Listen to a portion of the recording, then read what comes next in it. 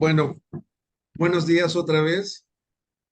Como esta es una sesión oral, tiene que quedar constancia, ¿verdad? Por los juicios orales. Bueno, les decía que gracias a la invitación de la doctora Paola Ontiveros, pues estamos hoy reunidos en una breve sesión respecto a hablar algo sobre la metodología jurídica. Realmente el tema a veces es árido, a veces es poco comprensible y se debe, yo creo, a forzar el estudio del derecho, a pensar que el derecho es una ciencia que se regula por el método científico. El método científico consiste en establecer una hipótesis y buscar sencillamente acreditar a través de la experimentación si esa hipótesis se cumple o no, o si hay algunas variantes. Una vez que se ha comprobado la hipótesis, pues la idea es que cada uno que siga el mismo método con los mismos ingredientes, pues tenga el mismo resultado. Vamos a decir como una receta para preparar un pan de muerto ahora que viene el Día de los Muertos, ¿no? Hay que tener leche, ponerle huevos, harina, etcétera, ponerlo a tal temperatura en el horno y con determinados ingredientes y va a tener un sabor delicioso. Y resulta pues, que todos nos ponemos a seguir la receta y resulta que no a todos nos sale igual. Pero hay algunas cuestiones que donde no se requiere mucho la participación del hombre, es decir, donde el hombre no interviene eh, casi de manera determinante, pues las cosas suceden porque suceden. Por ejemplo, el movimiento de traslación, la ley de gravedad, la lluvia, el que el agua hierva a determinada exposición al fuego y que cuando hierva tenga un número de grados y que va a tener variantes dependiendo del nivel del mar, pero siempre que hagamos lo mismo, deberá, deberá dar el mismo resultado. Eso es el método científico y esa es la fortuna del método científico que sirve para acreditar algo que es una verdad, salvo que con el tiempo, como todo está en constante evolución, lo único que no cambia es que todo cambia, pues puede haber algunas variables, ¿no? Por ejemplo, lo estamos viendo ahora con el clima. Estaba platicando con un amigo que vive en Valencia y que ayer o antier tuvieron fuertes inundaciones, se murieron más de 50 gentes y eso pues no estaban acostumbrados y no pasaba. Entonces hay ciertas variables que no todas las temporadas del año son iguales. Entonces, es porque todo está en constante evolución. De hecho, lo vemos nosotros con los huracanes, principalmente que llegan a Estados Unidos, pues si bien es temporada de huracanes, no siempre llegan con la misma intensidad.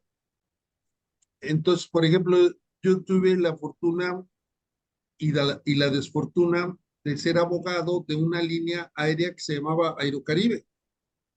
Y yo me dedicaba cuando se perdía el equipaje o los dejaba el vuelo, pues en la Profeco, pues yo era el abogado y llegaba y pues negociábamos, ¿no? Le dábamos una suma de dinero, un boleto, etcétera. Pero de repente un vuelo pues se estrelló y se murieron todos, era una aeronave chica de 7 pasajeros, y se murieron todos. Y entonces, cuando en aquellos tiempos, estoy hablando hace 25 años, más o menos, eh, empezamos a ver las pruebas, ¿no? Y una de ellas era la prueba meteorológica, ¿no? Y ahí entendí por qué se dice que es un pronóstico del tiempo. Es un pronóstico del tiempo porque no es algo que esté acertado al 100%. Es algo que puede suceder o no sucede, pero es un pronóstico por determinadas circunstancias. Entonces, realmente no tenían, podríamos decir, una cierta seguridad de que durante la ruta el pronóstico haya sido acertado, sino que les dieron un posible pronóstico del tiempo y desgraciadamente fue adverso a la tripulación y entonces por muchas circunstancias el avión se estrelló. Bueno, entonces, ¿qué pasa en el derecho? En el derecho nos enfrentamos primero que nada a, a conocer la naturaleza exactamente del objeto de estudio. Nosotros en cualquier campo del saber tenemos que tener un objeto de estudio. En este caso, nosotros el derecho. Este es nuestro objeto de estudio. Lo tenemos que describir, analizar, sistematizar, etcétera, para conocerlo mejor. Ahora, el punto es que el derecho es un producto cultural, no es un producto natural, es decir, es creado por el hombre. Es una creación humana el derecho. Inclusive algo que a veces me reclaman mis colegas, porque a algunas conferencias yo digo, el derecho no existe. Y entonces todos se molestan porque si yo tengo una biblioteca muy grande y tengo tantos libros y tú de un golpe vienes a decir que el derecho no existe, entonces, ¿qué estamos haciendo aquí? Sí, eso es lo interesante, que el derecho no tiene una existencia real, sino es una existencia mental. Y como no existe objetivamente, por ejemplo, les voy a presumir mi taza de la Corte Interamericana, una que estuvo mi hija que la fue a visitar allá. Aquí la ven, ¿verdad? Y yo les puedo decir que es blanca y que pues es de barro. Esto sí existe. Y si yo hago una descripción de la taza y ustedes también, pues es muy fácil. ¿De qué color es? Pues vamos a ir blanco. Pero inclusive hay un libro de Manuel Atienza, que no es muy viejo, que habla sobre la introducción al estudio del derecho. Y en el primer capítulo dice que al día de hoy, que hace como 10 años ese libro, no hay una definición de derecho en la que todos estemos de acuerdo. ¿Por qué? Porque como es un producto cultural, fíjense, depende del consenso. Entonces, por ejemplo, si queremos hablar de justicia, pues la representamos con la diosa Temis. Para nosotros esa es la justicia. Pero cuando hablamos, por ejemplo, en el derecho romano de la justicia, vemos una definición que dice que justicia es darle a cada uno lo que le corresponde, darle a cada uno lo que le corresponde. Y suena bien, pero es una respuesta sin respuesta. Eso es lo que hace la metodología, ir más allá de las apariencias, buscar una respuesta más acertada. ¿Por qué digo que no es correcta? Porque esa respuesta nos lleva a otras preguntas. ¿Y qué le corresponde? Exactamente, ¿qué le corresponde? Y lo más importante es, ¿por qué le corresponde? Por ejemplo, ahora que todos los, o la mayoría de los ministros de la Corte están renunciando porque quieren un retiro, pues adecuado, la pregunta es, ¿realmente les corresponde una pensión con las características que han tenido o que tienen en la ley? ¿O es una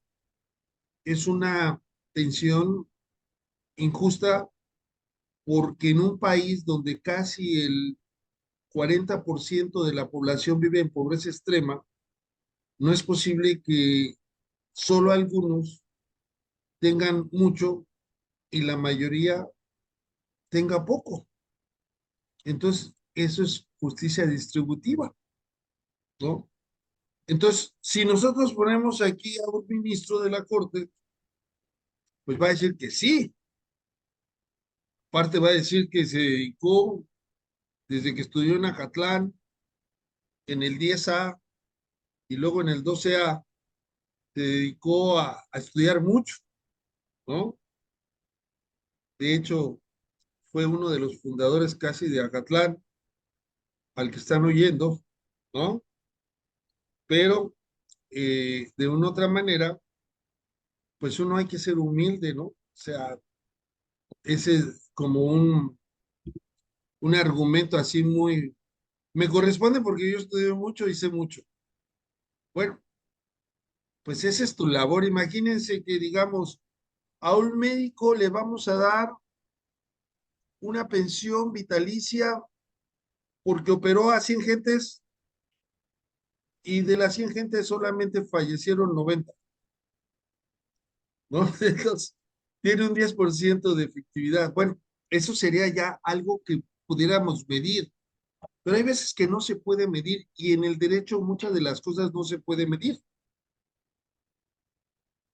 Y entonces, el doctor Cipriano Gómez Lara decía que los abogados tenemos que movernos en tres planos conceptuales. Y esto es muy importante para comprender lo que es el derecho. Uno de ellos es el paraíso de los conceptos. Aquí podemos discutir qué es la perspectiva de género. ¿Por qué la mujer y el hombre tienen que tener las mismas posibilidades? ¿Por qué? ¿Cómo podríamos hacer para equilibrar esas posibilidades? Y luego decía el doctor Cipriano Gómez Lara que después de todo ello vamos a ponerlo en la norma. Es decir, vamos a aterrizar esos conceptos, esas aspiraciones en la norma jurídica. Y, por ejemplo, podemos decir que el 50% de los cargos públicos sean de mujeres y el 50% sean de hombres. Y no quiero meter otro tema porque podríamos decir ahí, y los que son transgénero, ¿cómo los vamos a incluir? Por ejemplo, ahora, si tenemos que el 100% de las mujeres son, están mejor capacitadas que los hombres, ¿por qué tenemos que incluir al 50% de hombres? ¿Qué no sería mejor hablar de virtudes de las personas, de capacidad, de honestidad, de ética para designarlas? Y eso tendríamos que discutir en, si fuéramos legisladores para ver cómo aterrizábamos eso, esas ideas del paraíso de los conceptos al purgatorio de las normas. Y alguna nos podrá decir, como lo han dicho y con justa razón, lo que pasa es que si no ponemos el 50% de mujeres, pues nunca nos van a dar chance, siempre van a ser hombres. Bueno, está bien, hay que empezar a acostumbrarnos. Hoy tenemos a muchas mujeres, afortunadamente, una presidenta en la Corte y una presidenta en el poder, en, en el poder ejecutivo, y muchas diputadas y senadoras. Entonces podríamos decir que hay una participación mayor de la mujer. Bueno, ese sería llegar al infierno de la realidad. Cuando yo estudiaba en Acatlán, yo le decía, había un ministro que nos daba clase, el ministro Chapital, y entonces siempre llegabas con sus tesis de jurisprudencia y nosotros sabíamos de qué nos decía la verdad, porque no valorábamos. Cuando uno está joven a veces no se da cuenta las posibilidades que se van abriendo en la vida y a veces uno las deja pasar. Bien, yo hubiera querido regresar a esa época y decirle, oiga, invíteme a la corte, lléveme para que nos enseñe ya en la corte cómo funciona la corte. No, yo pensaba en ir a jugar tochito, la verdad, eh, era más importante para mí. Entonces, a veces cuando uno es joven, pues no tiene esos problemas, tiene esas inquietudes que a veces uno no se da cuenta por la falta quizás de vocación de cuál es, pues nuestra perspectiva como abogados. Bueno, entonces, en esos tres planos conceptuales, que es del paraíso, de la academia, el purgatorio de las normas al infierno de la realidad. Y con esta paridad de género voy a poner un ejemplo que sucedió acá en Chiapas. Yo estoy en Tuxtla Gutiérrez, Chiapas. Resulta que como el sistema electoral, pues obligaba a que hubiera candidatas mujeres, lo sigue haciendo. Y entonces en una ocasión, pues concurrieron las esposas de como de 10 políticos y ganaron las elecciones. Les llamaron las Juanitas porque una vez tomando el cargo renunciaron y el suplente era el esposo, ¿no? Entonces, a eso me refiero con el infierno de la realidad. El doctor Cipriano Gómez Lara también hablaba del gatopardismo, que era un movimiento en Italia, que era cambiar para seguir con lo mismo. Si vamos a cambiar, pero para seguir con lo mismo. O sea, se cambiaba de forma, pero no de fondo. Bueno, ¿qué tiene que ver todo esto con la metodología? Tiene que ver mucho, porque algunas de las cuestiones que son importantes es, de hecho, Carneluti hablaba de la metodología que utilizamos los abogados, como también la metodología que utilizan los investigadores. Voy a apoyarme con unas láminas que preparé específicamente para hoy para comprender más el tema. Bueno, le llamé el derecho e investigación. Cuando yo estudiaba en Agatlán, pues yo no sabía que los abogados también podríamos dedicarnos a la investigación jurídica. Ahora, gracias a la investigación jurídica, pues soy miembro del Sistema Nacional de Investigadores, que es una posibilidad el ir a congresos, el publicar, el discutir, participar en foros, etcétera, que realmente, y lo he mencionado otra vez, lo voy a mencionar, el doctor Cipriano Gómez Lara fue el que me orilló, y a mí y a muchos estudiantes, a, a este campo de la investigación. Y el doctor Cipriano Gómez Lara no fue mi maestro en Acatlán porque él daba en CEU. Yo lo conocí de manera posterior en el posgrado, ¿no? Bueno, aquí primero, pues no hemos definido lo que es el derecho, pero podemos decir, la primera idea es que es una disciplina interpretativa, es decir, se trata de interpretar. Y generalmente, como lo dije anteriormente, el derecho no existe y por ello necesitamos encarecidamente el lenguaje. El lenguaje es nuestro instrumento, sea verbal o escrito. Inclusive el lenguaje no verbal es nuestro instrumento, porque ese instrumento nos ayuda a interpretar. Ahora que estoy hablando, ustedes están interpretando lo que yo estoy diciendo. Están deduciendo lo que yo estoy diciendo. Es decir, todos estamos interpretando. Por ejemplo, llegamos a un lugar, un restaurante al lado lleno de gente y un restaurante al otro lado sin gente. ¿Qué decimos? Interpretamos. En este lugar venden comida rica. En este lugar no voy a ir. Porque también nos movemos como se mueven las masas, ¿no? A veces hacemos las cosas sin reflexionar, sin experimentar, pero sí somos constantemente, estamos interpretando. Y en esta interpretación, pues el derecho no solo es un conjunto de normas, que es lo que a nosotros nos habían vendido y en el siglo XX y todavía, que el derecho es un conjunto de normas jurídicas. El derecho es más que un conjunto de normas jurídicas,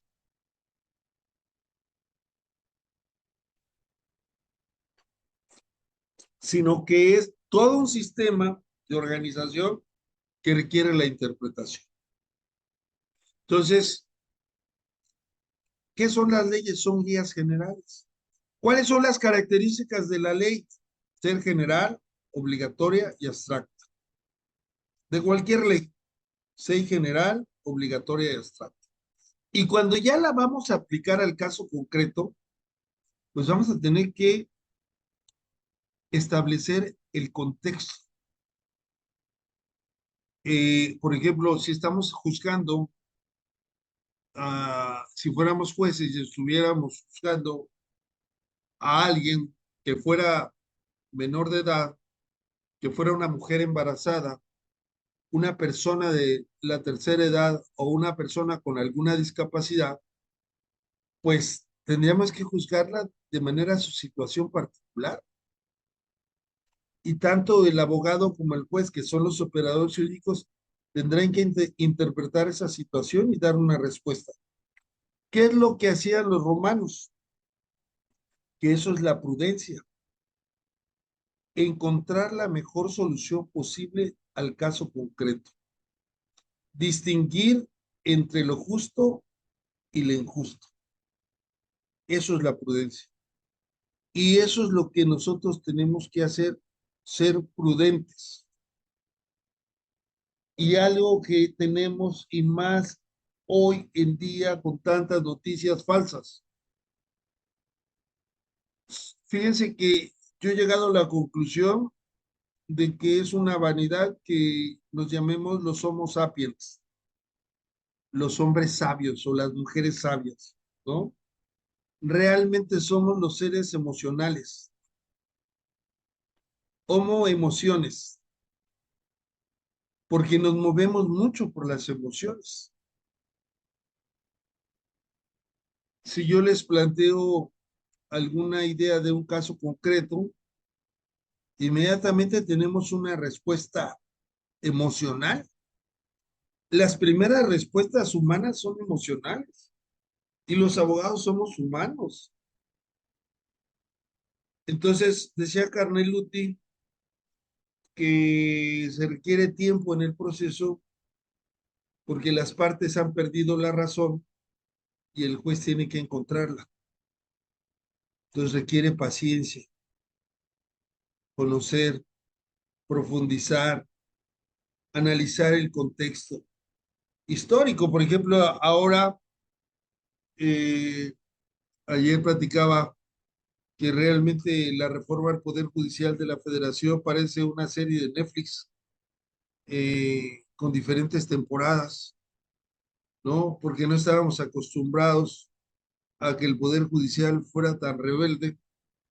Bueno, históricamente, algunos no lo recordarán, pero Cedillo, sin preguntar ni decir agua va, en 1994 corrió a todos los ministros sin decirles nada, ¿no? Y nadie dijo nada, ni los abogados. Muy pocos abogados realmente dijeron, hablaron inclusive de golpe de Estado judicial, pero pues no había tanta tolerancia a la manifestación de ideas. Y ahora también, hay que decirlo, parte de este derecho como interpretación o disciplina interpretativa, pues la finalidad del derecho es la justicia. Si no solamente se busca interpretar, sino que esa interpretación está orientada a la justicia. Y volvemos al punto de partida, y que es difícil. Le preguntaron a Aristóteles que quién era un hombre valiente. Y dijo Aristóteles, que él no podría decir quién era un hombre valiente, pero podría decir si una persona en qué situación se encontraba para ver si había sido valiente, si había sido cobarde o si había sido temerario, porque depende de las circunstancias. Entonces, en abstracto, pues no se pueden determinar las cosas muchas veces. Y recuerden que la ley es general, entonces requiere del operador jurídico que cumpla con esa finalidad teológica que es la justicia. ¿Han oído hablar de los mandamientos del abogado de Eduardo J. Couture? ¿No? Deben de buscarlo, por favor. Anoten ahí, mandamientos del abogado de Eduardo J. Couture. Es un procesalista uruguayo, ya falleció, pero que casi todos los abogados tenemos en la oficina el decálogo del abogado, ¿no? Y una parte del decálogo del abogado es que dice que el abogado cuando tenga un conflicto entre la justicia y el derecho debe optar por la justicia. Fíjense bien, la justicia y el derecho. Y es que en aquellas épocas el derecho era sinónimo de ley. De hecho, las escuelas eran escuelas de leyes. Y entonces, nuevamente, el doctor Cipriano Gómez Lara, cuando comentábamos el decálogo del abogado, decía, bueno, está bien que deban optar por la justicia, pero esos serán los abogados, no los jueces. Los jueces no pueden dejar de acatar la ley porque si no tendrían una responsabilidad. Y el querido doctor Cipriano Gómez Lara murió desgraciadamente en el 2005 y entonces hoy yo le diría y le digo donde esté que hoy todos los jueces de todas las disciplinas, de todos los grados, están obligados a desaplicar la ley cuando se violen derechos humanos, lo que se conoce como control difuso de constitucionalidad y control difuso de convencional. Y entonces hoy le diría al querido maestro, no es que se haya equivocado, eso es importante, ¿eh? Y ese tema de tomando al maestro Cipriano Gómez Lara y a otros clásicos como Capelletti, cuando uno los lee ahora, pues resulta que lo que leyeron, digo, lo que escribieron, pues ya no está muy acorde con la realidad, porque repito, todo está cambiando. Es obvio que el doctor Cipriano, pues nunca se imaginaba, pues la cantidad de sentencias que nos ha condenado la Corte Interamericana por aplicar la ley a rajatabla. De hecho, la sentencia más importante, podríamos decir, de origen, es la sentencia Radilla Pacheco contra México, que es del 2009. Entonces ya no vivía el doctor Cipriano Gómez Lara y ahí jurídicamente se dice que se debe dejar de aplicar la ley. El año pasado, en la sentencia García Rodríguez y otros, se condenó a México y también le dijo la Corte Interamericana a los jueces mexicanos que deben de hacer un control difuso y no aplicar el arraigo penal ni la prisión preventiva oficiosa. Entonces, ¿cuál es la finalidad del derecho? La justicia. El derecho no tiene otra finalidad más que la justicia. Y agregaría yo el calificativo, la justicia social y distributiva.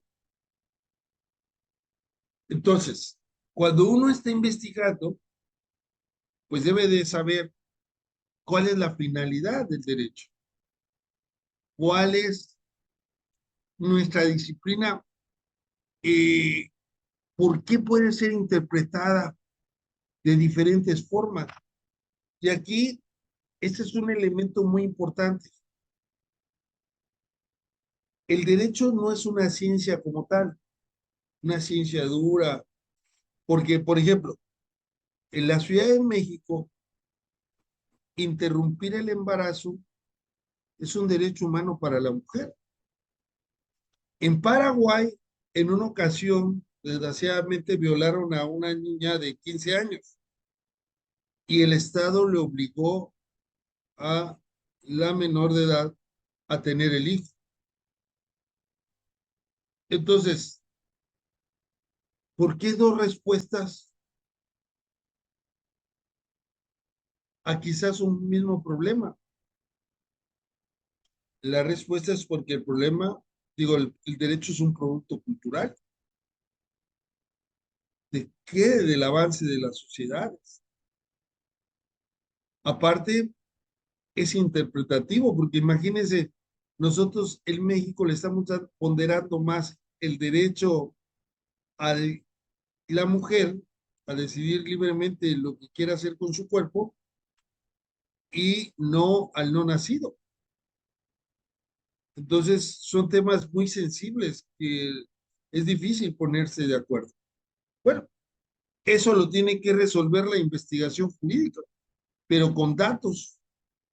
Por ejemplo, un dato podría ser que a pesar de que en algunos estados, ya no en casi todos, el aborto sigue siendo un delito, a pocos doctores se les procesa, o comadronas, o parteras se les procesa. En cambio, según las cifras estadísticas, se practican miles de abortos todos los años. Entonces, ¿qué vamos a hacer? Vamos a analizar el contexto social, cultural y buscar una respuesta adecuada, que esa sería la pregunta de investigación. ¿Cómo debe atenderse el problema del aborto en México? O le llamaremos el, la interrupción del embarazo. Entonces, todo esto es muy importante en la investigación. Ahora, algo que también es importante, y esto, la investigación es un proceso creativo, es un proceso que requiere que ustedes, discúlpenme, pero piensen, y pensar es gratis. Y pensar no es decir lo que dijo el doctor Cipriano Lara y decirlo textualmente. Eso es un argumento de autoridad.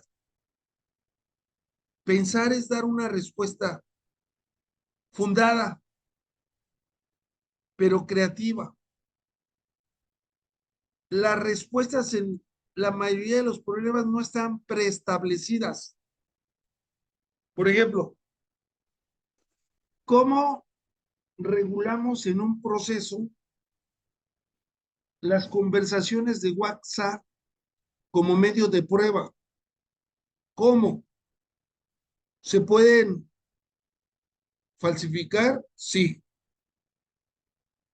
¿Cuál será la prueba idónea? ¿Cómo nos va a dar certeza?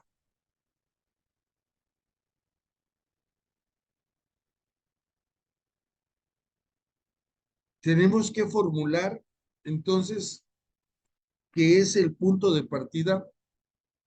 Una pregunta de investigación. Si bien es cierto, podemos hacer una hipótesis. En la hipótesis estamos teniendo una respuesta preestablecida. No es tan flexible, porque la hipótesis vamos a responder un sí o un no. En cambio, en la pregunta de investigación es abierta.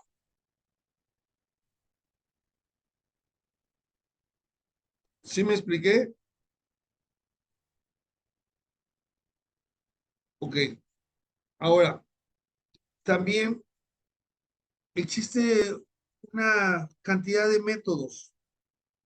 El método es el camino. Realmente nuestro método, podríamos decir, nuestro método es bibliográfico. Fíjense, nosotros, vamos a decirlo así, somos seres pensantes o somos seres pensados. Es decir, hay gente que no, no se la pasa más que repitiendo.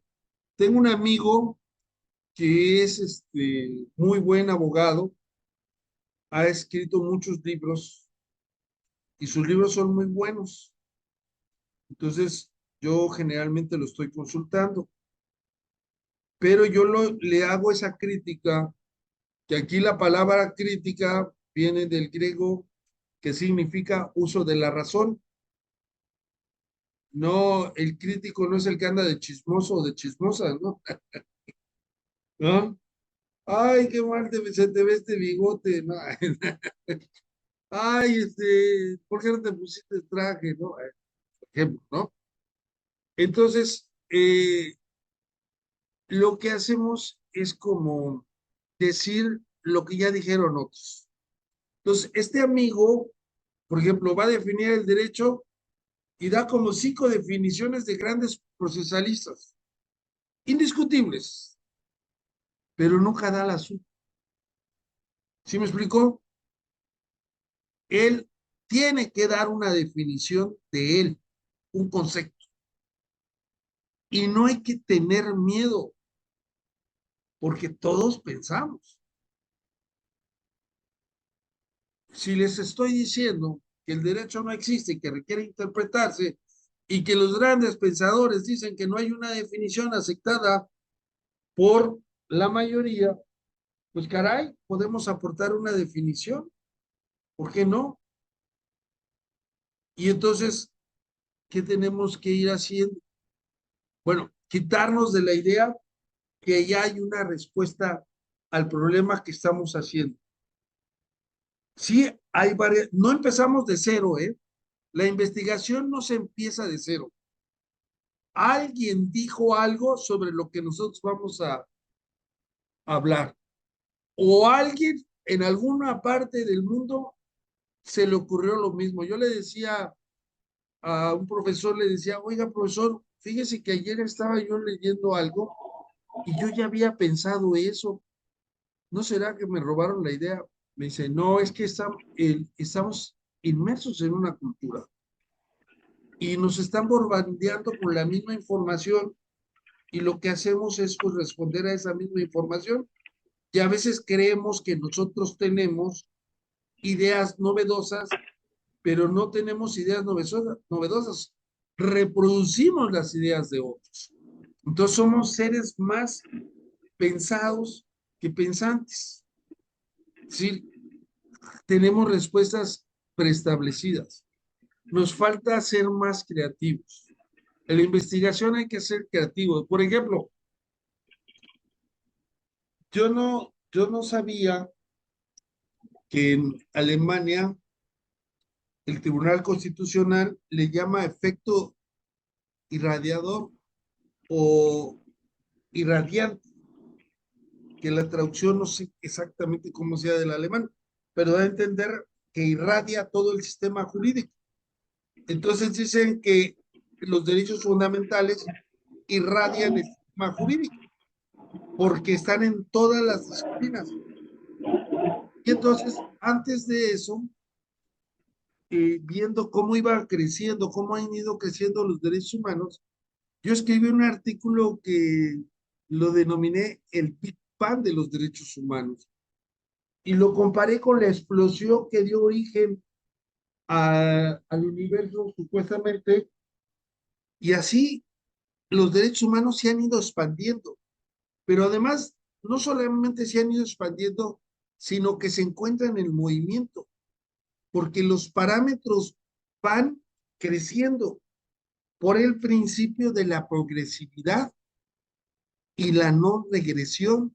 Es decir, los derechos humanos tienen que expandirse, entiéndase, crear su manto de protección mayor. Y entonces yo, en una metáfora, estoy tratando de explicar el fenómeno que estoy percibiendo.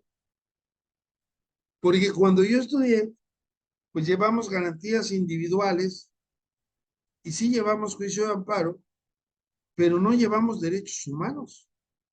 Los derechos humanos eran como para los antropólogos, los sociólogos,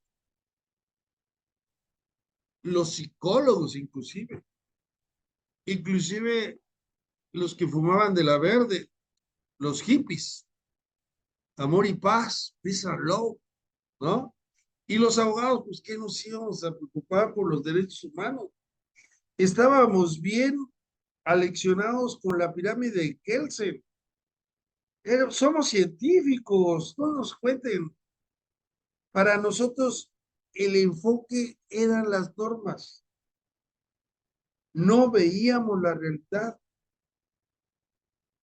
Si no estaba en la norma, no existía. Entonces, ¿qué hacíamos? Si ahora que se decía, la pregunta era si había matrimonios entre personas del mismo sexo, entonces íbamos al Código Civil porque queríamos que el contexto se adecuara al texto, íbamos al Código Civil y decíamos, el matrimonio es la unión de un solo hombre con una sola mujer. Conclusión, no se pueden casar, porque no se da la definición. No importa que la realidad nos diga que hay dos personas por ahí que se aman y que quieran ayudarse en todas las circunstancias de la vida y quizás quieran tener hijos adoptivos, etcétera, no importa. Y de repente leyendo, que ayer vi una frase muy dura, que se las comparto, el que no lee está en las mismas circunstancias que el analfabeto, el que no sabe leer ni escribir. El que no lee está en igualdad de circunstancias de aquel que no sabe leer. Y entonces ayer leí esa frase y me llamó la atención, entonces hay que leer, pero resulta que leyendo me encontré una resolución judicial de Estados Unidos, no me acuerdo ahorita de qué condado. Allá hay poblaciones que eh, tienen la poligamia, es decir, personas que un hombre forman una familia con varias mujeres, y este hombre se presentó a un condado con el juez y le dijo, fíjese que yo tengo tres esposas y ellas y yo formamos una familia. Entonces queremos que nos reconozca derechos de matrimonio. Entonces, como el derecho del common law tiene una teoría del realismo jurídico, que es ver la realidad y no la norma, pues resulta que hay familias en Estados Unidos que están conformadas así. Entonces, por un argumento religioso, reconocieron derechos familiares a esa familia. Hoy, la definición de familia ya no es la tradicional nada más. Hay varias definiciones de familia, porque el texto se ha roto. ¿Por qué se ha roto el texto? Por el contexto. Y entonces, cuando uno investiga, tenemos algunos métodos. Por ejemplo, el método cuantitativo. Hace rato yo hablé de un porcentaje, casi el 40% de, eh, de la pobreza en México. Bueno, ese es un elemento cuantitativo. También hablé, pero no di la cifra porque no la tengo actualmente, de cuántos abortos clandestinos se llevan a cabo en el año. Esa es una investigación cuantitativa. Si hablamos de justicia distributiva, podríamos decir, analizar el salario mínimo si realmente cubre con la canasta básica, y para eso tendríamos que tener elementos cuantitativos. Ahora, cualitativos. Eh, Aquí en los cualitativos podríamos tener la opinión de expertos, ¿sí? De acuerdo con los expertos, fulano de tal y fulana de tal han considerado que el aborto es un problema social que no debe ser punido. Bueno, ahí tenemos una opinión, es algo cualitativo. Generalmente nosotros utilizamos el método cualitativo porque pues es difícil a veces tener muestras dependiendo del área de investigación que hagamos. Ahora, hace rato mencioné que en el tiempo de Ernesto Zedillo Ponce de León, que en el año 94 cambió a los ministros de la Corte, entonces ahí yo estoy utilizando el método histórico. Ahora, yo podría decir que en algunos países como Bolivia, los ministros o magistrados, solamente nosotros le llamamos ministros, como el culto religioso, los magistrados son electos de manera democrática. Bueno, ahí tendría yo un método comparativo, etcétera. Entonces, ¿de qué va a depender el método? Pues va a depender de la pregunta de investigación. También puede ser un método mixto, en el cual yo utilice cualitativo y cuantitativo. Yo generalmente es el que utilizo. Siempre trato de dar datos, datos duros para que no me salgan con el argumento de yo tengo otros datos, ¿verdad? Ok, hasta aquí, ¿hay alguna pregunta, algún comentario, alguna observación? Yo te acabo de dejar ahí una pregunta en el chat que dice, cuando el derecho nacional no regula figuras dentro de los diferentes ámbitos de la convivencia social, porque tú dices que el derecho es producto de un contexto social. Sí. Entonces, aquí yo pregunto, ¿aplica la máxima, lo que no está prohibido está permitido? Casos como la maternidad subrogada, la eutanasia, el uso de tecnologías en fraudes cibernéticos o simulación de pagos, o incluso hasta para temas educativos, ¿no? De sustitución también de uso de la imagen y de la voz. ¿En qué momento, o sea, si el derecho nacional no abarca esos aspectos, tú dices, bueno, consulto Estados Unidos, consulto Escandinavia, consulto Chile, pero si en mi país no está regulado, ¿qué tanto está permitido hacer algo que no está prohibido? Muy interesante pregunta, gracias, doctora Paula. Bueno, me viene a la mente varias cosas. La primera que me viene a la mente con esa pregunta es el concepto de libre desarrollo de la personalidad. El concepto de libre desarrollo de la personalidad no está en la Constitución, solamente lo encontramos en el artículo 19, pero no nos dice qué es. Y fíjense cómo lo encontramos.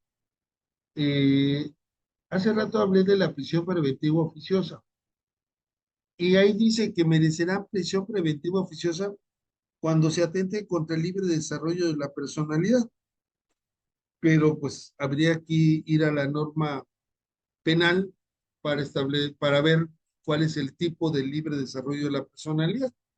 Sin embargo, este concepto que su definición es indeterminada, si tenemos ahí, por lo menos antes de contestar directamente a la pregunta, tenemos ahí una idea de un parámetro que se tiene que cumplir con el libre desarrollo de la persona. Y entonces, la ventaja de este parámetro es que es indeterminado. Entonces, se ha aplicado para muchas cosas.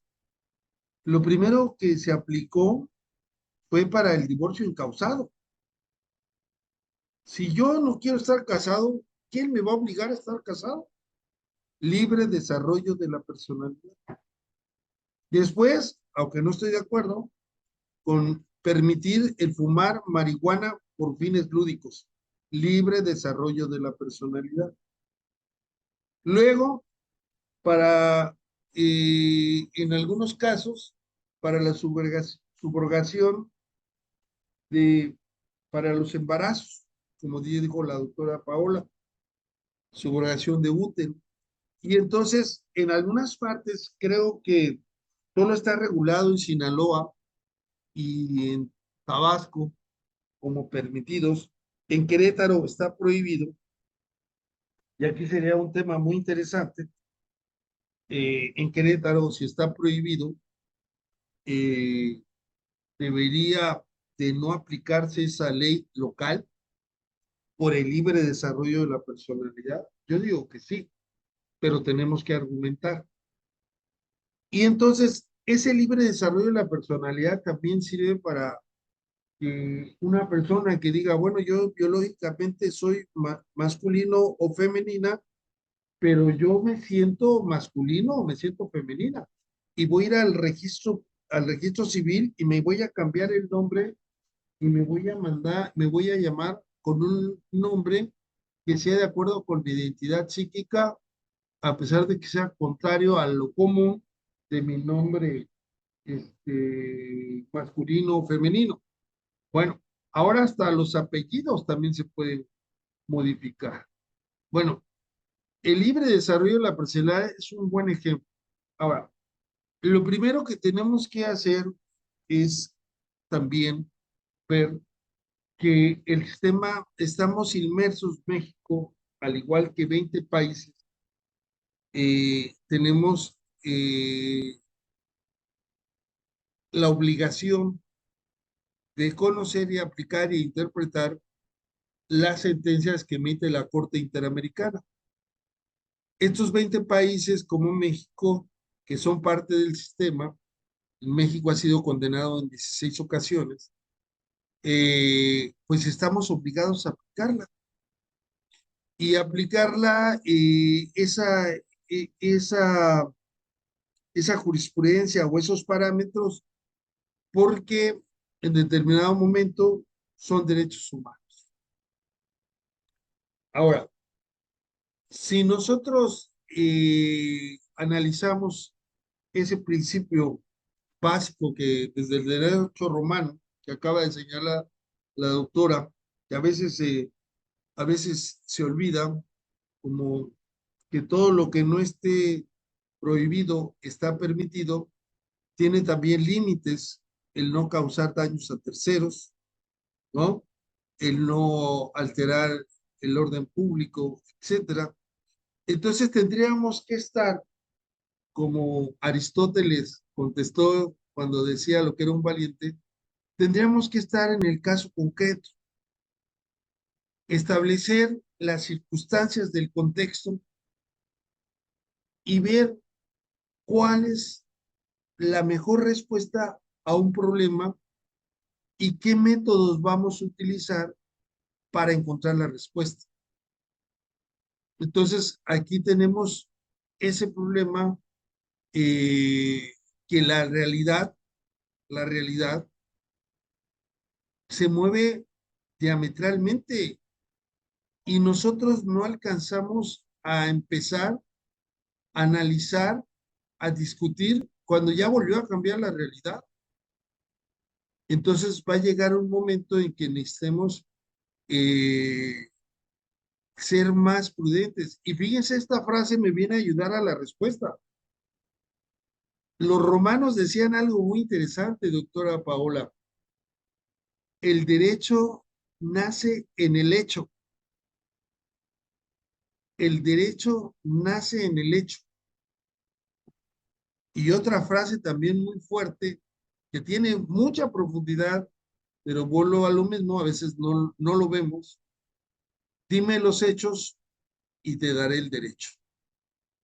Entonces, fíjense, lo que hace un juez, realmente el proceso es un método de solución de controversias, como también los medios alternativos como la mediación, la conciliación, el arbitraje, son métodos, medios de solución de controversia. Y entonces aquí, y algo que también he discutido con la doctora Paola, es que nosotros tenemos que partir siempre del conflicto, es decir, de la realidad. No se puede dar respuestas a priori porque las respuestas, bueno, lo mismo me estaría contradiciendo en la investigación jurídica diciendo respuestas preestablecidas. Todos los métodos que utilicemos, cualitativos, cuantitativos, históricos y comparativos, nos tienen que ayudar a encontrar la mejor respuesta posible en el caso concreto.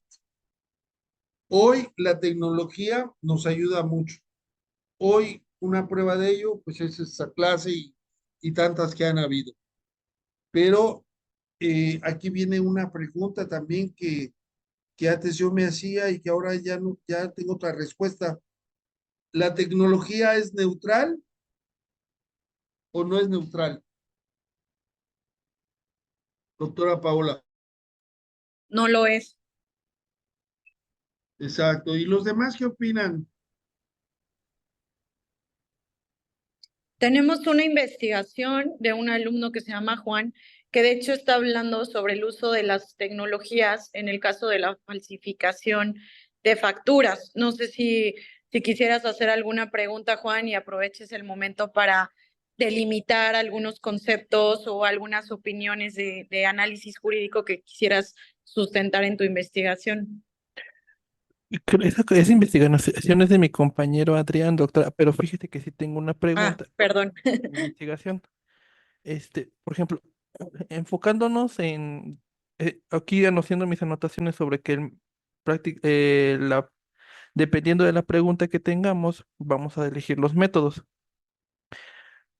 Cuando estaba yo elaborando también mi protocolo de investigación, leyendo autores peruanos de metodología de la investigación, muchos comentan que hay veces que la investigación jurídica no requiere de alguna hipótesis porque pues estás explorando algún fenómeno, sobre todo que estás explorando fenómenos sociales.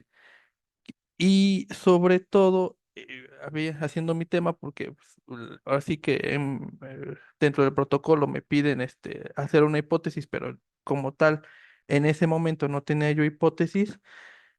¿Qué tan factible es a veces dejar dentro de los protocolos o dentro de la investigación ese espacio vacío de la hipótesis? O sea, es muy necesario meter una hipótesis y decir, esta es la hipótesis a seguir, o podemos decir, pues que no hay hipótesis porque apenas estamos viendo cómo está evolucionando el fenómeno. Muchas gracias. Perdón, doctor Alfonso, perdón, Juan. En tu caso, es que te pongo en contexto. La investigación de Juan hace referencia al uso de recursos naturales, como lo es la arena. Sí es cierto, ¿verdad, Juan? No me equivoco. Sí, mi Este, investigación, perdón, Exacto. doctora. Mejor tú explícale más o menos el panorama para que él pueda entender, porque justo, o sea, es una investigación creativa, novedosa, en donde él está experimentando el poder atender la extrafiscalización o los temas de fiscalidad dentro de los recursos naturales, pues como un ingreso más al sistema. Entonces, si puedes ahí explicarle tú el contexto, por favor. Claro que sí. Mire, doctor, mi investigación es la siguiente. Partiendo de la idea de la economía circular, Estoy tratando de implementar mecanismos tributarios con enfoque de economía circular para la protección del medio ambiente, específicamente enfocados a la industria de la construcción en el momento de la extracción del recurso natural de la arena.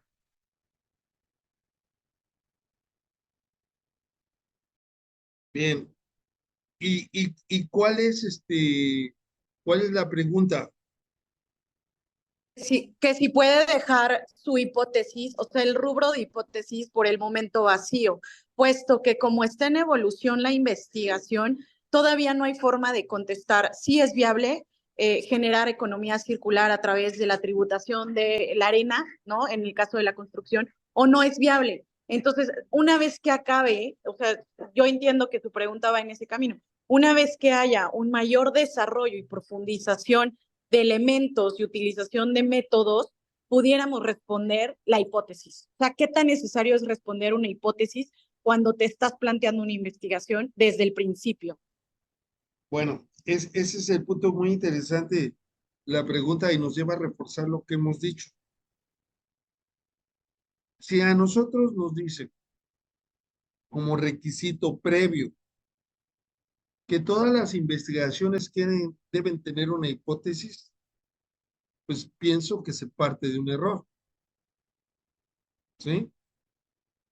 Dos, en el caso de la investigación jurídica, desde mi punto de vista, hay que partir de una pregunta de investigación. Eso es lo adecuado. Porque eh, tenemos que ver cuál es, en base a la pregunta de investigación, por ejemplo, qué tanto, se me ocurre, ¿verdad? ¿Qué tanto es factible establecer mecanismos de la economía circular como modelo económico en México o en alguna región, ¿no? Inmediatamente puedo tener un método comparativo, ¿no? Creo que en Ámsterdam y en algunos lugares como Barcelona han tenido este tipo de proyectos. Bueno, entonces tenemos que delimitar muy bien el lugar, ¿no? Porque México es un país muy grande. No es lo mismo estar, y me acuerdo ahorita, Juan, de lo que acaba de el presidente anterior, que la extracción de arena la nacionalizó, por decirlo un ejemplo, porque ahí estaban ese modelo económico, pues destruía el, el medio ambiente, ¿no? De manera fuerte. Como, por ejemplo, en un entorno turístico, establecer, se me ocurre, estoy pensando en voz alta, establecer un modelo de economía circular, ¿no? Entonces, la respuesta para mí sería partir de una pregunta de investigación. Y vuelvo a lo mismo, a nosotros nos enseñan básicamente pensando que el derecho es una ciencia verificable. No tiene el derecho el atributo de una ciencia. Esa ciencia, para ser ciencia, tiene que existir generalidad. Lo que pase en China va a pasar en México, va a pasar en Canadá y en Estados Unidos. Eso es ciencia. Pero lo que pasa en diferentes países, culturalmente hablando, incluyendo el derecho, es cultural. ¿Sí? Entonces, de hecho, este modelo circular lo que plantea es cambiar una forma de cultura de producción, ¿no? Evelyn, ayúdame a cerrar tu micrófono, por favor. ¿Ok? ¿Está bien, Juan? Sí, doctor. Muchísimas gracias. No, de qué. También yo te consulto porque tenemos otra investigación que nos ha generado debate. Si bien es cierto que el derecho internacional humanitario regula la suspensión de ciertos derechos humanos, así mismo como nuestra Constitución mexicana, ¿en qué otras situaciones consideras que se podrían limitar hasta el grado de considerar a alguien no persona, como en el principio penal del enemigo, el derecho penal del enemigo, si se justifican ciertos delitos de alta afectación social? Y fíjense que los derechos humanos tienen su sustento en la dignidad humana. Y aquí podemos decir, el objeto de estudio de los derechos humanos es la dignidad humana. Fíjense, no la norma jurídica. El objeto de estudio de los derechos humanos es la dignidad humana. Y entonces, un guerrillero, un terrorista, tiene dignidad humana y no puede ni torturársele tantito. Ahora, nosotros en la reforma a la Constitución del 2011, antes del 2011, que teníamos garantías individuales, el artículo 29 decía que el presidente de la República con el Congreso podrían suspender los derechos, digo, las garantías individuales por cuestiones de emergencia, invasión, etcétera. Ahora el artículo 29 de la Constitución mexicana y el artículo 27 de la Convención, hay un derecho, hay varios derechos que en ningún motivo se pueden suspender. Uno de ellos es la personalidad jurídica. Y uno dice, bueno, ¿qué es la personalidad jurídica? Pues la personalidad jurídica es ser sujeto de derechos y obligaciones. Es decir, ¿qué otra cosa no se puede suspender? No se puede suspender el derecho a la integridad corporal, no se puede suspender la protección judicial a los derechos de los niños, niñas y adolescentes, la protección a la familia. Hay derechos que en cualquier situación no se deben suspender. De hecho, el derecho humanitario es una vacilada porque, pues, de humanitario no tiene nada porque es el derecho de la guerra. Y lo que trata es que los terceros, los civiles, pues no se vean afectados.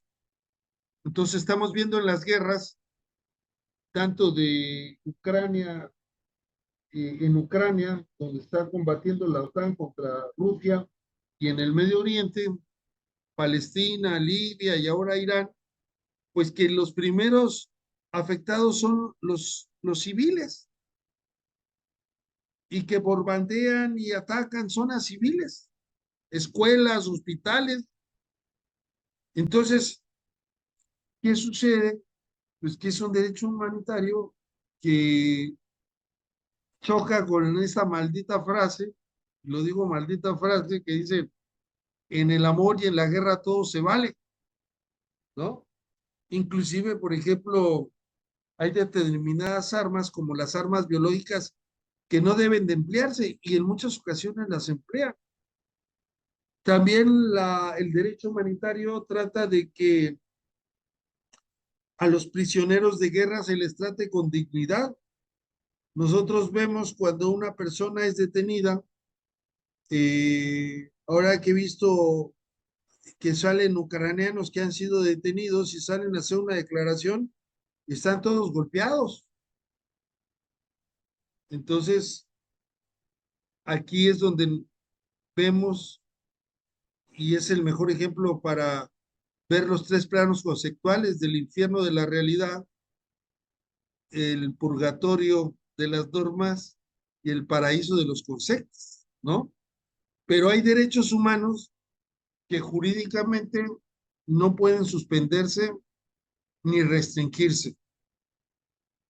Baste leer el artículo 29 de la Constitución y el 27 de la Convención Americana sobre Derechos.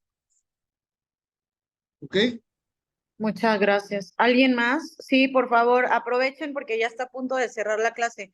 Emanuel, adelante, abre tu micrófono y haz tu pregunta.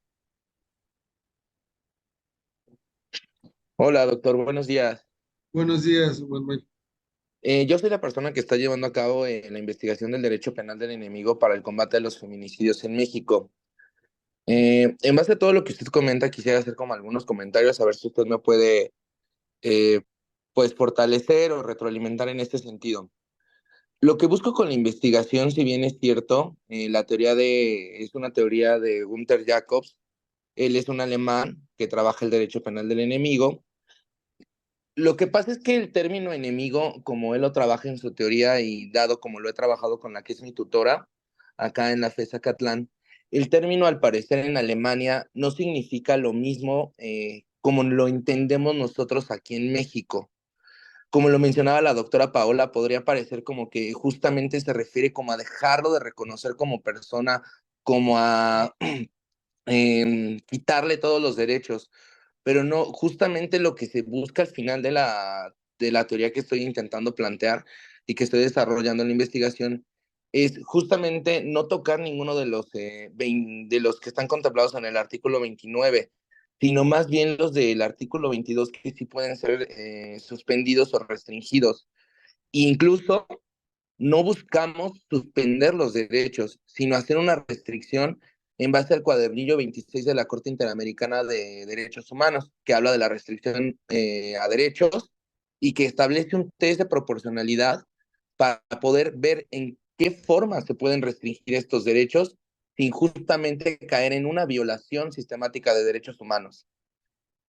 Hablamos, por ejemplo, de intervención de comunicaciones, sí, el tema de las detenciones de prisión preventiva, por ejemplo, en casos donde haya sospecha, pero que haya indicios de prueba, donde el sujeto hablamos, por ejemplo, de ya nos la trajeron golpeada 3 veces al Ministerio Público, sospechamos que la tiene, ¿cómo se llama? Secuestrada, que no la deja salir, este tipo de cuestiones que nos permiten un indicio y lo que se busca con la teoría también es un sistema preventivo, es decir, no permitir que el sujeto llegue a cumplir el feminicidio, sino si yo ya tengo elementos como Estado para determinar que esto va a suceder, entonces aplico un derecho penal del enemigo que no sería estrictamente como el dejarle de reconocer la personalidad jurídica, sino más bien establecer un sistema de restricción de derechos que me permitan a mí como Estado detenerte antes de que el hecho suceda.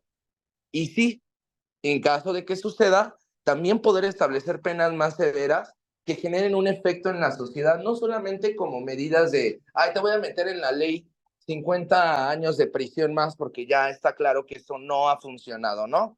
El estar creciendo las penas tampoco es una solución al problema, pero sí intentar, que es lo que estamos desarrollando, el buscar penas más severas que nos permitan generar un efecto también de percepción en la sociedad, de alguna forma de, ok, si cometo yo este delito, entonces ya va a haber otras implicaciones. No estamos incluso viendo el hecho de la extinción de dominio en casos de feminicidios relacionados a narcotráfico, pero es como todo un proceso, ¿sabes? Que ha sido como bastante complicado estarla construyendo porque sí es un tema. Muchas gracias. Bueno, qué bueno. Fíjense que a veces una de las cuestiones más importantes es que hoy en día, vamos a decirlo así, hay un exceso de información. Y en ese exceso de información, pues hay que elegir la información que sea relevante. Es como limpiar el frijol, ¿no? Quitarle las piedras, aquello que no sirve. Tenemos un problema siempre con el lenguaje, que como dije al principio es nuestro instrumento. A veces me dicen, como dijo Aristóteles, y la primera pregunta que digo yo, ¿y quién fue el traductor? Entonces, la traducción, que realmente es una interpretación, dista mucho a veces de hay palabras en algunos idiomas que no tienen una traducción directa, ¿no? Hay no me acuerdo ahorita, una palabra en portugués muy bonita que significa que cuando te vas tú te llevas algo de él y que no lo va a recuperar hasta que regrese, ¿no? Entonces me dicen, bueno, ¿y esto qué quiere? ¿Cómo se dice en español? Pues no hay una palabra así que simbolice todo eso. Entonces el idioma muchas veces también pues tiene diferente significado. Ahora, la idea sería pues tener datos duros en el sentido de, cuál es el impacto que ha tenido, sobre todo la impunidad en ese tipo de delitos y la gravedad a la que nos enfrentamos. Porque hay uno de los problemas también muy graves que es la salud mental. Como dice el refrán, caras vemos, corazones no sabemos.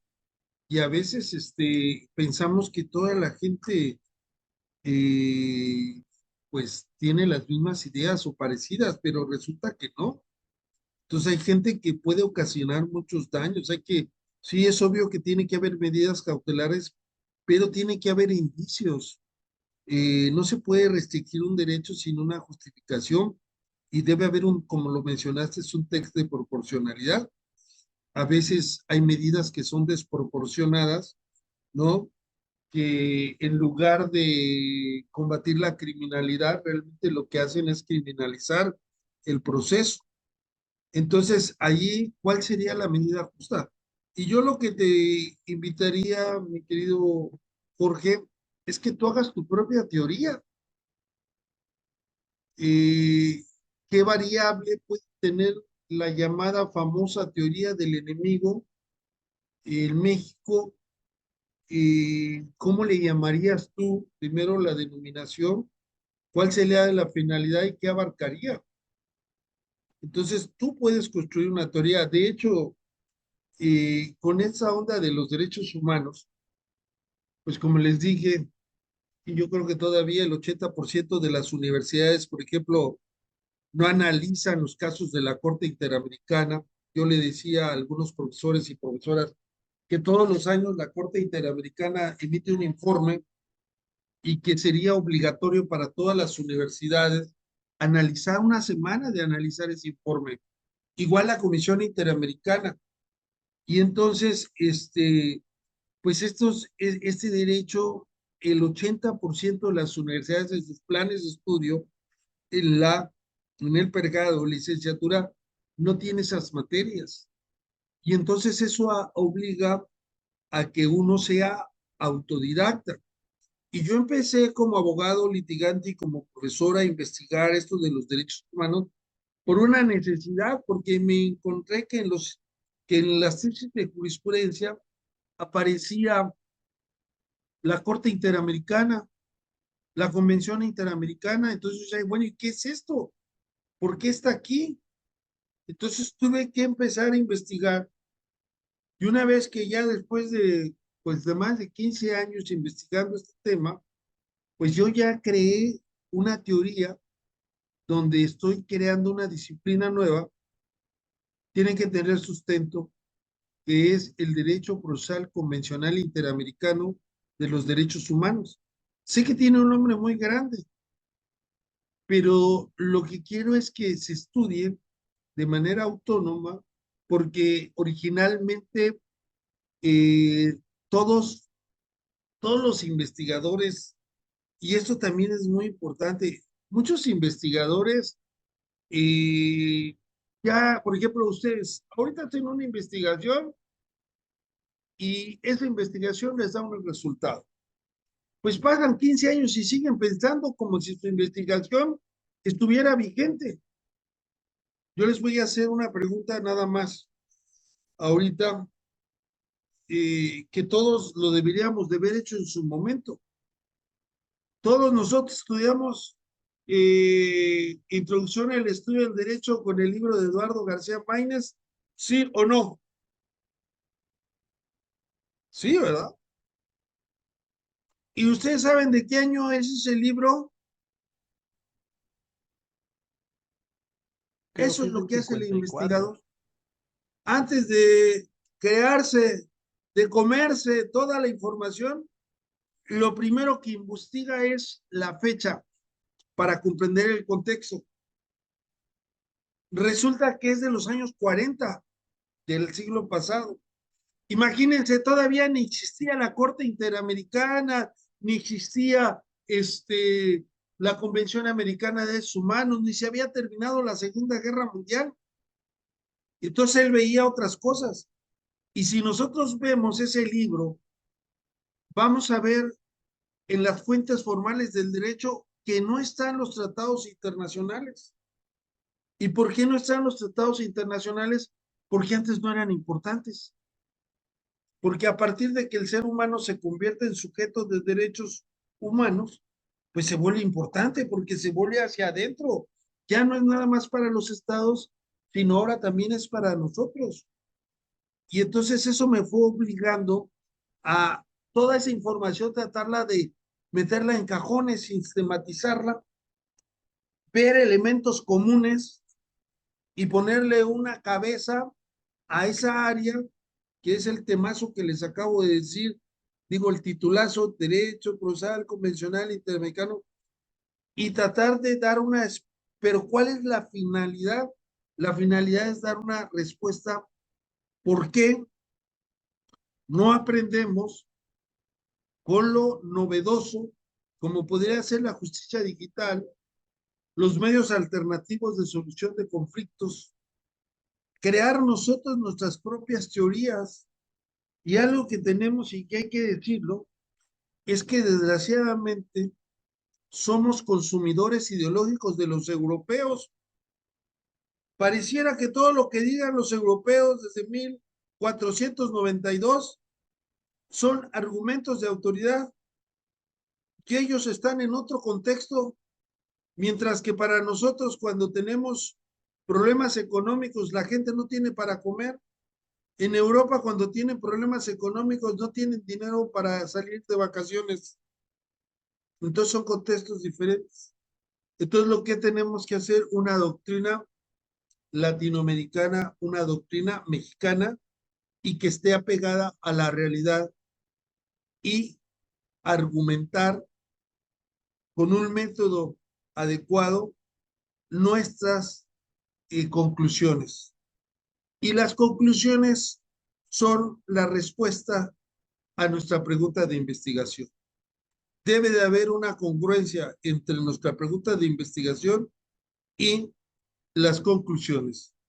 Y el cuerpo, el desarrollo, son las premisas que nos llegan a responder a la pregunta de investigación y que son el sustento de las conclusiones. Bueno, pues no habiendo más que tratar y por el tiempo y porque tengo ahorita una actividad, la verdad para mí es un gusto. Espero que les haya dejado muchas dudas porque esto no se termina. No hay, no hay algo que digan esto es así y que crean que es así. Lo importante de todo esto es que tengan un espíritu creativo y crítico. Creativo y crítico. ¿Ok? No sé si tengan alguna otra observación final, doctora Paola.